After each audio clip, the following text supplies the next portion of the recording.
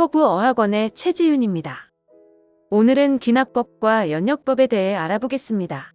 귀납법과 연역법은 수능 국어 비문학에 직결되므로 잘 공부해 두어야 합니다. 2010년 이후 수능 국어에서만 5번 출제되었습니다.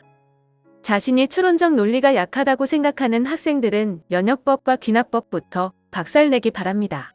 이후 백그라운드 두 번째 책에서 명제와 더불어 연역적 추론, 유사법, 수학적 귀납법, 가설 연역법 등을 배울 텐데 이 모두가 논리적 추론이라는 큰 테마에 속해 있습니다. 또한 이 모든 걸 정복해야 칼포퍼와 위트겐슈타인까지 도달할 수 있습니다. 다시 말해 논리학의 출발점입니다. 그러므로 강제로라도 뚫어야 앞으로의 추론에 유리합니다. 먼저 간단하게 연역법과 귀납법의 순서의 차이에 대해 알아보겠습니다. 연역법의 연이라는 글자를 연상하여 연약한 우리들이라고 해보겠습니다. 연약한 우리들은 공식을 먼저 외우고 문제를 풉니다. 따라서 연역법은 먼저 일반적이며 보편적인 공식을 먼저 주고 공식에 대한 구체적인 예제를 풀게 됩니다. 이때 공식을 전제라는 이름으로 바꾸게 되면 전제가 먼저 주어지고 그에 대한 예제를 관찰한다고 볼 수 있습니다. 각각에 해당되는 단어를 잘 익혀두길 바랍니다. 이때는 마지막에 해당되는 예제가 당연히 결론이 됩니다. 혼동하지 말길 바랍니다. 연역법은 전제를 먼저 주고 그에 대한 예제를 통해 결론을 도출하는 방법입니다. 귀납법은 정반대입니다. 귀납법의 귀라는 글자를 연상하여 귀신 같은 천재들이라고 해보겠습니다. 귀신 같은 천재들은 자신에게 주어진 문제를 보고 공식을 만들어냅니다. 피타고라스, 뉴턴, 아인슈타인 같은 사람들이 자연현상이라는 문제를 관찰하고 공식을 만들어냅니다. 따라서 귀납법은 먼저 주어진 구체적인 예제를 관찰한 후 일반적이며 보편적인 공식을 만들어냅니다. 공식을 전제라는 이름으로 바꾸게 되면 관찰이라는 예제가 먼저 주어지고 그에 대한 전제를 도출한다고 할 수 있습니다. 이때는 마지막에 해당되는 공식 또는 전제가 당연히 결론이 됩니다. 혼동하지 말길 바랍니다. 귀납법은 예제를 먼저 주고 그에 대한 공식과 전제를 만들어 결론을 도출하는 방법입니다. 여기서 정말 중요한 용어가 등장합니다. 바로 일반화입니다. 일반화는 우리가 일상에서 쓰는 용어로 몇 개의 사건을 경험한 후 결론을 도출하는 현상입니다. 몇 번의 시험을 망쳤다고 인생의 모든 시험을 망칠 것이라는 생각이 일반화입니다. 그렇다면 일반화는 연역법과 귀납법 중 어디에 해당될까요? 그렇습니다. 바로 귀납법입니다. 그래서 이 두 단어를 합쳐서 귀납법적 일반화라는 위대한 용어가 탄생된 것입니다. 간혹 일반화를 연역법이라고 말하는 사람들이 있는데 빠가입니다. 연역법의 예를 볼까요? 먼저 주어진 전제를 태양계의 모든 행성은 태양을 돈다라고 하겠습니다. 먼저 공식과 전제를 주었죠. 그런 다음 예제를 보겠습니다. 수성은 태양을 돈다. 금성도 태양을 돈다. 이렇게 해서 해왕성도 태양을 돈다. 전제를 주고 예제를 결론으로 도출했으므로 연역법입니다. 여기서 수능에 출제된 내용은 바로 참과 거짓의 구별입니다. 태양계의 모든 행성이 지구를 돈다는 명제를 참으로 둔다면 결론으로 도출된 예제는 확실히 무조건 100% 참이 될 수밖에 없습니다. 이는 하나님도 반박할 수 없습니다. 혹시 반박할 수 있는 학생이 있나요? 빠가입니다. 따라서 연역법에서 참인 전제에서 결론으로 도출된 예제는 확실히 참일 수밖에 없으므로 참참입니다. 이번엔 귀납법을 볼까요? 복숭아에 씨가 있는지 알고 싶습니다. 전 세계 수십억 개의 복숭아 중에서 2개를 까보았더니 씨가 있습니다. 확실히 관찰한 예가 먼저 등장합니다. 그리고 공식 또는 전제를 전 세계 모든 복숭아는 씨가 있다라고 결론으로 도출합니다. 순서가 바뀐 걸 확인할 수 있습니다. 예제를 주고 전제를 결론으로 도출했으므로 귀납법입니다. 또다시 수능 출제된 내용은 바로 참과 거짓의 구별입니다.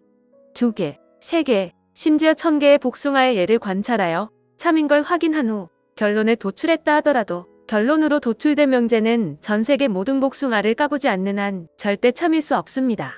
1001번째 복숭아에서 씨가 없을 수 있기 때문입니다. 따라서 귀납법에서는 참인 예제에서 결론으로 도출된 전제는 절대 참일 수 없으며 거짓 가능성이 있으므로 참거짓입니다. 그리고 우리는 이를 단지 개연성이 있을 뿐이라고 하겠습니다. 이제 여기서 다음 단계로 넘어가 보려고 합니다. 전 세계 10억 개의 복숭아 중 단 2개만을 까보고 모든 복숭아는 씨가 있다고 판단한다면 너무 성급한 판단이겠죠? 이를 성급한 일반화의 오류라고 합니다. 따라서 성급한 일반화는 소수의 데이터로 전체를 판단할 때 발생합니다. 이번엔 1000개를 까보고 모든 복숭아는 씨가 있다고 판단한다면 어떻게 되는 걸까요? 1000개씩이나 깠으므로 그나마 타당한 일반화는 되겠죠? 하지만 1001번째 복숭아에서 씨가 나올 수 있으므로 한 차례의 반증만 생겨도 일반화는 무너지므로 앞서 언급한 대로 귀납법적 일반화는 절대적 진실은 될 수 없으며 단지 개연성만 있을 뿐입니다. 그렇다면 과학사에서는 연역법과 귀납법 중 어디에 더 중요성을 둘까요? 바로 귀납법입니다. 왜 그럴까요? 과학은 끊임없이 변하고 새로운 이론이 이전 이론을 대체합니다. 만일 천동설이 맞다고 끝까지 주장했다면 지동설이 나왔을까요? 혹은 지동설은 1000년, 만년 뒤에도 절대적 진실로 남아있을까요? 아무도 모릅니다. 오스트리아에서 흑조가 발견될 줄 누가 알았을까요? 364일 안전해서 영원히 안전할 거라 결론 내렸던 칠면조가 다음날 잡아먹히게 된 이유는 무엇일까요? 추수감사절이었기 때문입니다. 우리의 미래는 누구도 예측할 수 없으므로 항상 반증 가능성을 열어두어야 과학이 발전하게 됩니다. 이는 백그라운드 2번째 책에 수록된 칼 포퍼의 반증 가능성에서 자세히 다루어 보겠습니다. 이제 성급한 일반화의 오류를 마지막으로 정리를 해볼까 합니다.